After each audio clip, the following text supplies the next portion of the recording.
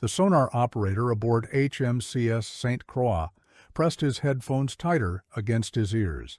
September 20th, 1943, mid-Atlantic. The ping echoed back, metallic, hollow, unmistakable. U-boat. Commander Dobson barked orders. The destroyer's bow cut through black water at 28 knots, racing toward the contact. Behind them, 63 merchant ships of convoy ONS-18 steamed in tight formation, their hulls packed with steel, ammunition, and fuel bound for Britain. The St. Croix had hunted submarines for 2 years. Her crew knew the drill. Depth charges rolled off the stern. Water columns erupted. Standard procedure, except this time the hunters had become the hunted. What happened next would shatter 2 years of hard-won Allied naval doctrine. The destroyer never saw the weapon that killed her. No periscope broke the surface, no torpedo wake betrayed the attack angle. The crew heard it first, a high-pitched whine growing louder, impossible to ignore. Then impact. The St. Croix buckled amidships. Within minutes, she slipped beneath the waves, taking 81 men with her. HMS Polyanthus, rushing to pick up survivors, suffered the same fate hours later. Different ship, same invisible killer.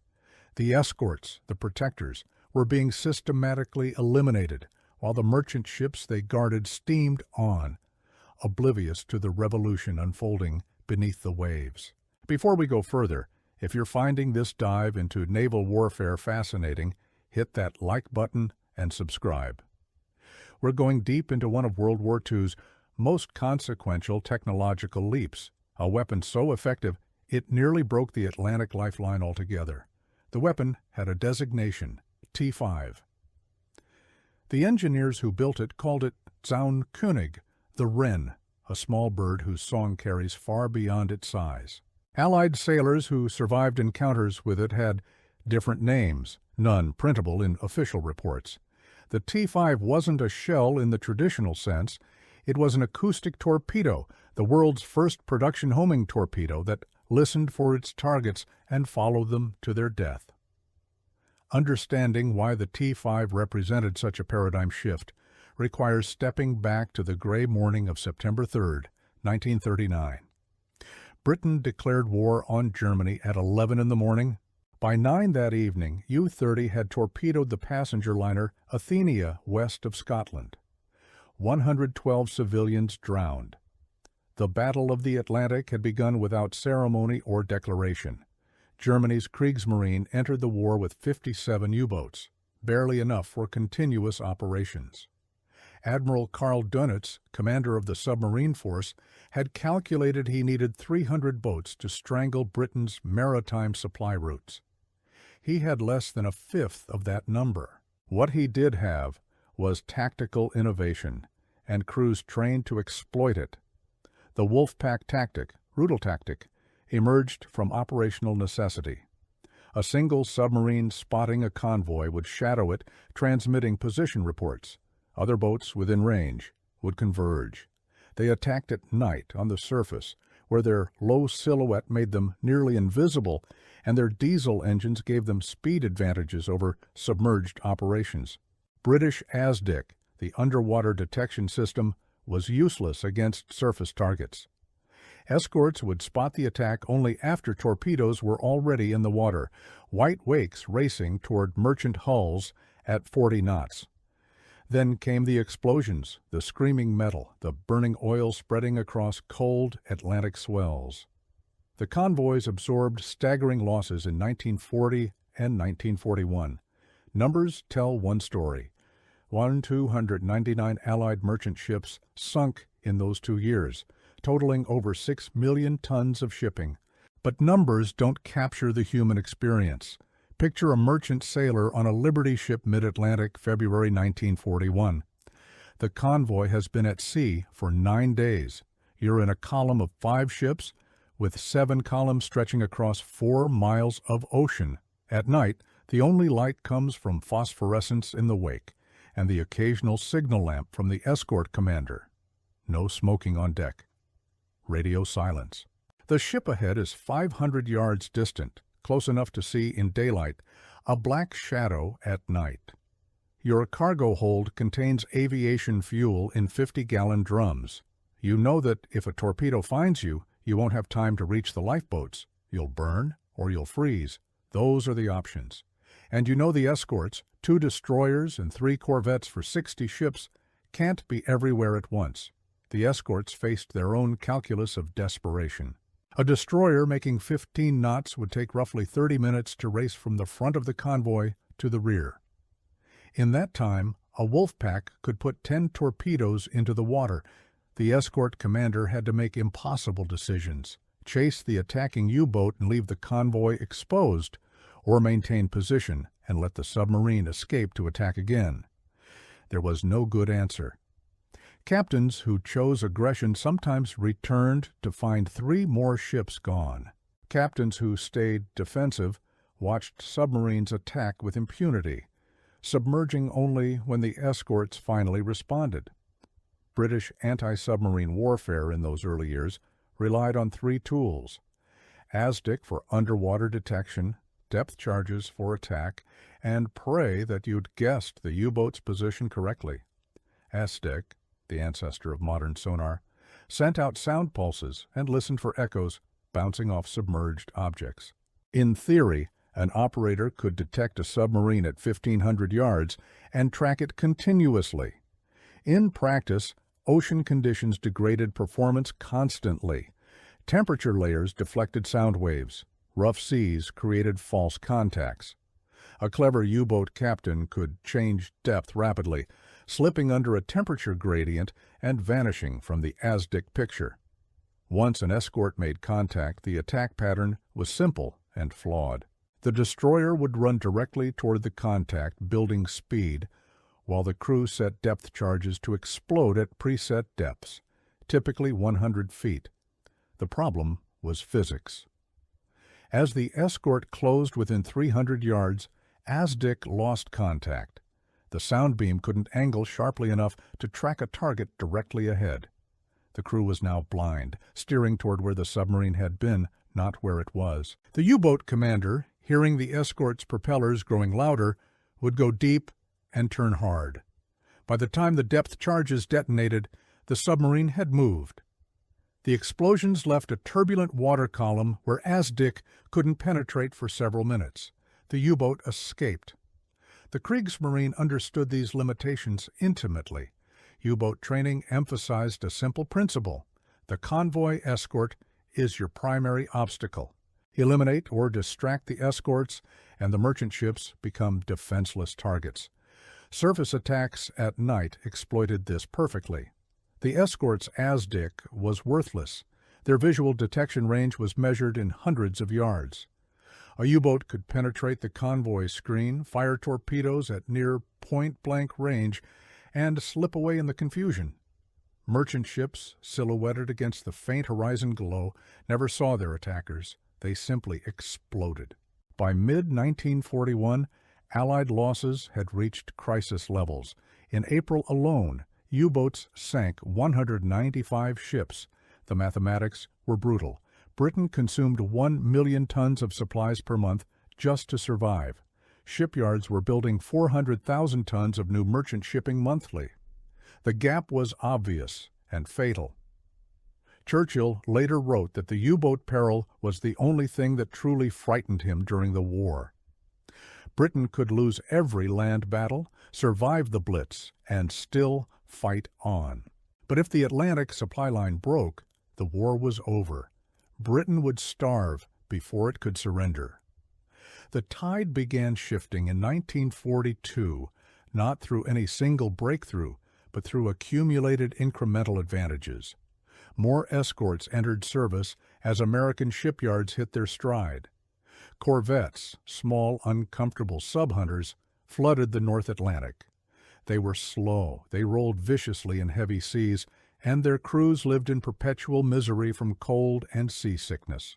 But they carried depth charges and ASDIC, and there were finally enough of them to cover convoy routes.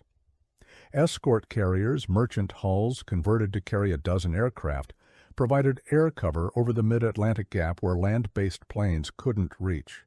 The aircraft couldn't sink many submarines, but they forced U-boats to dive and lose contact with convoys. High-frequency direction finding, HFDF pronounced Huff Duff, allowed escorts to detect U-boat radio transmissions and get a bearing on the transmitter. A single destroyer with HFDF could determine direction.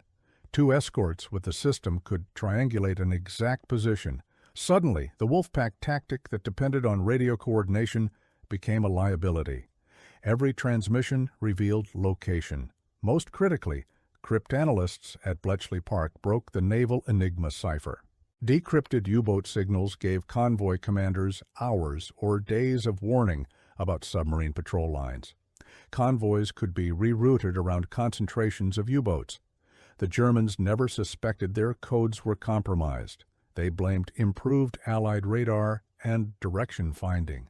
By mid-1942, merchant ship losses had dropped significantly. U-boat losses climbed. Dönitz's crews started calling the Atlantic the Valley of Death. The German Naval High Command understood they were losing the initiative. The Allies were adapting faster than German tactics could evolve. Simply building more U-boats wasn't enough. The Allies were building escorts and aircraft even faster. What the Kriegsmarine needed was a technological leap, something that would restore the offensive advantage. The answer came from the Torpedo Experimental Institute at Eckernförde. Engineers there had been working on acoustic homing since 1940.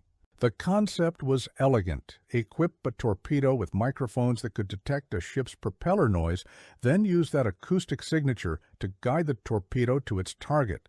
No precise aim required. Fire the torpedo in the general direction of the enemy and let it hunt on its own. The engineering challenges were substantial.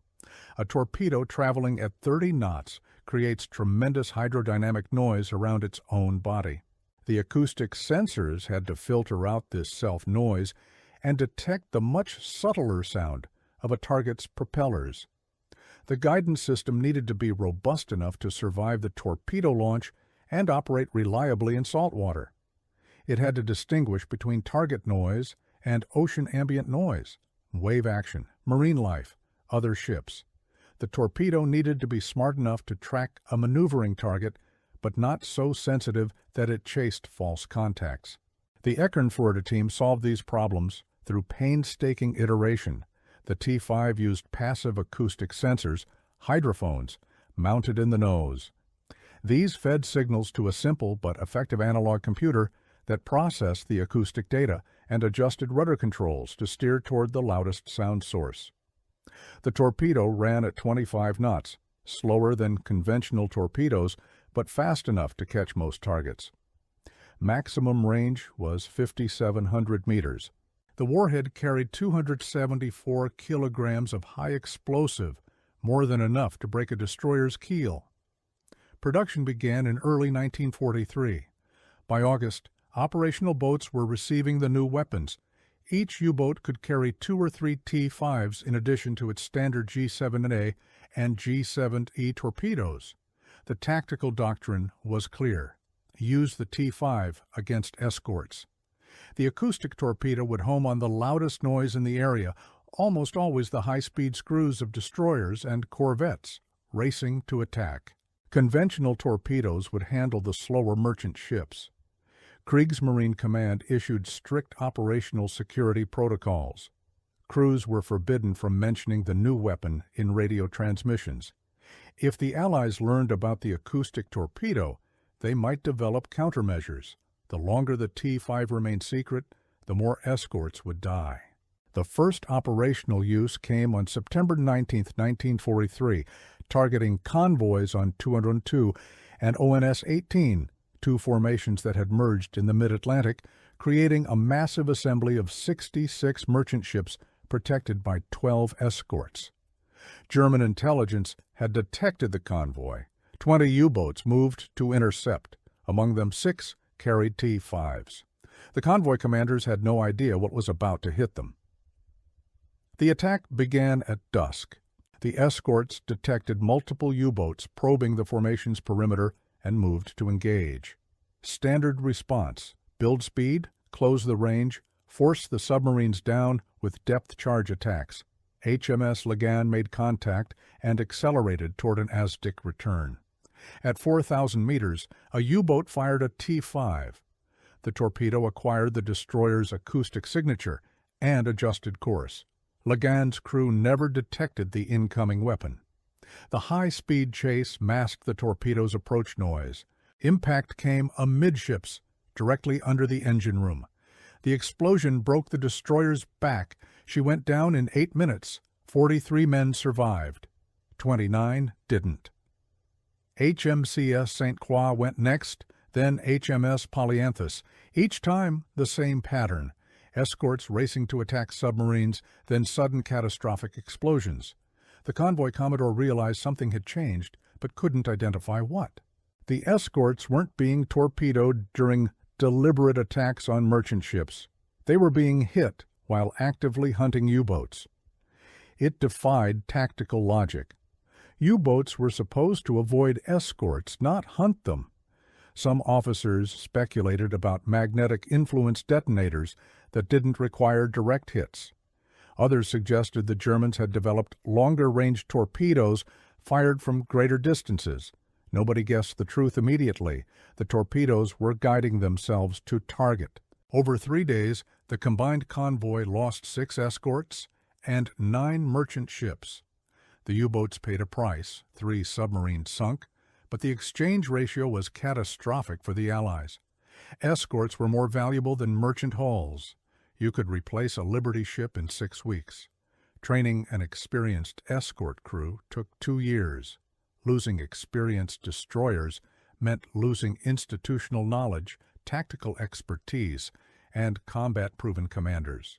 The psychological impact was worse than the material loss. Escort crews had spent years learning that aggressive action saved convoys.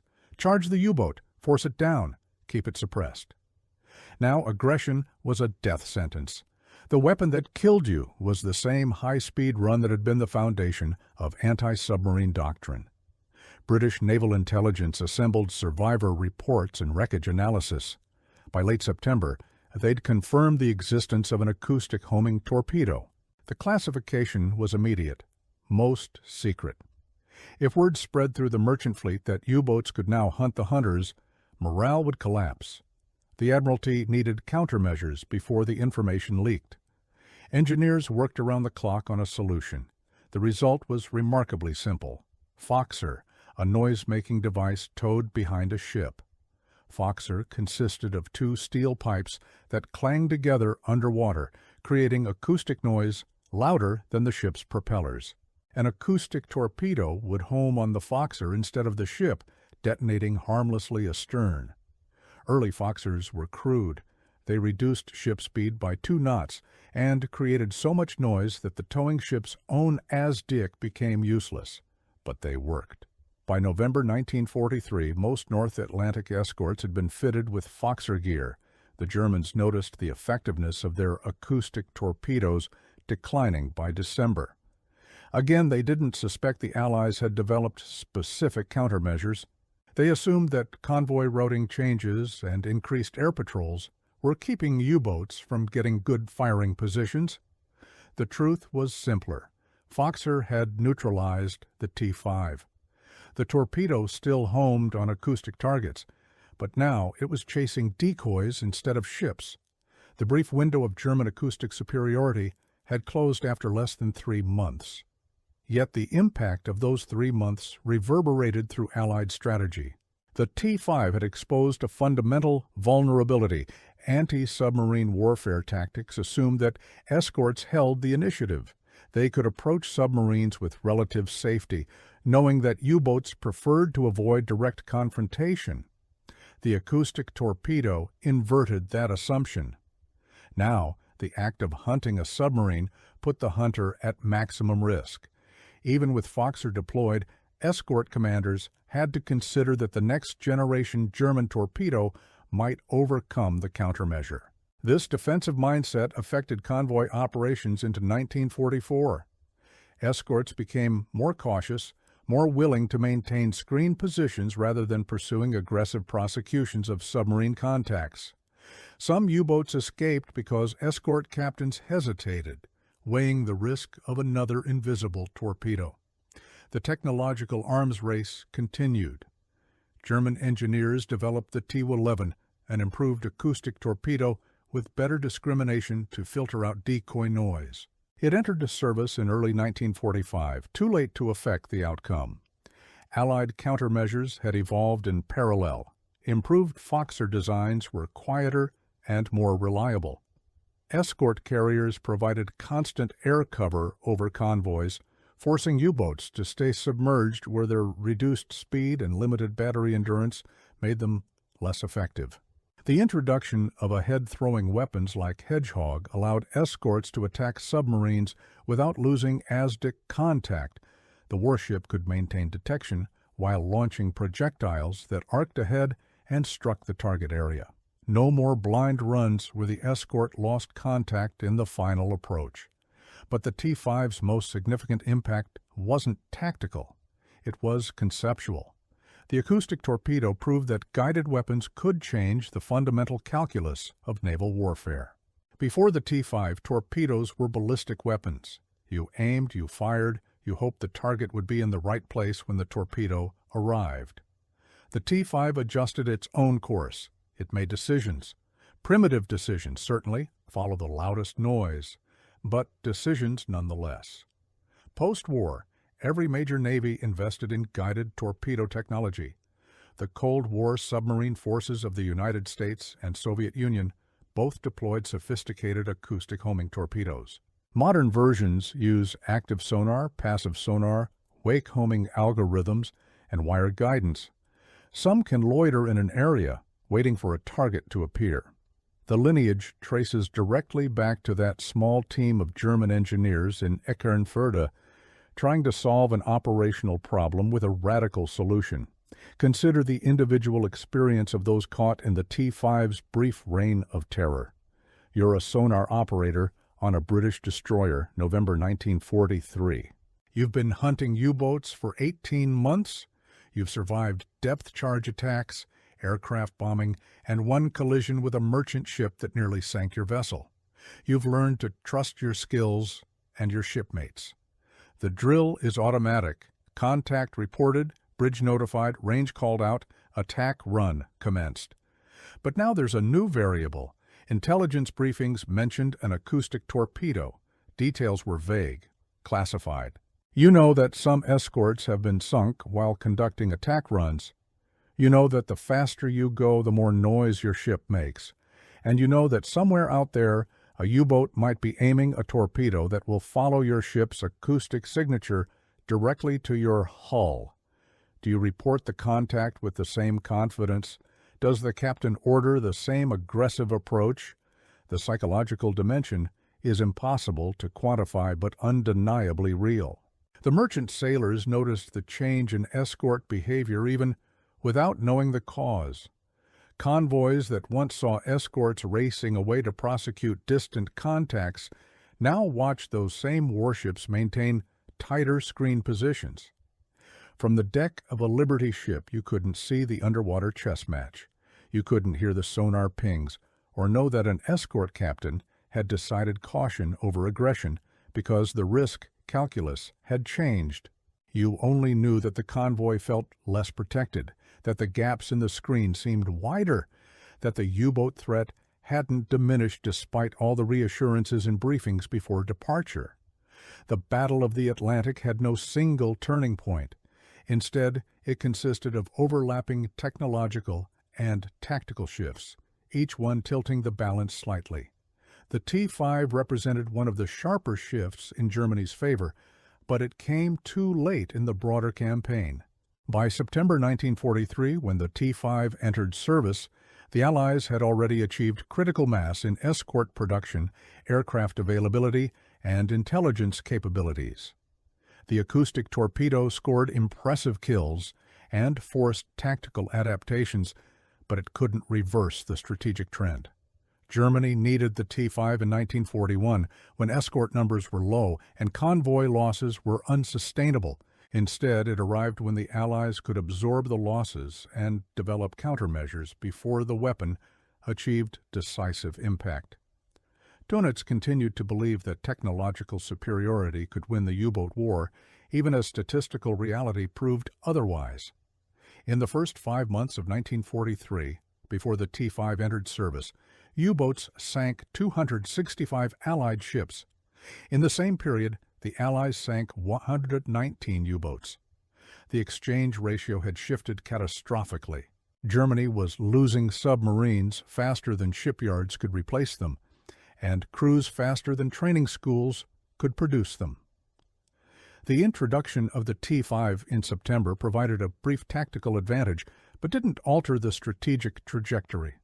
By May 1945, the Kriegsmarine had lost 783 U-boats of 1,162 commissioned. 30,000 submariners died of 40,000 who served. The Atlantic remained open. Britain survived. The convoys got through.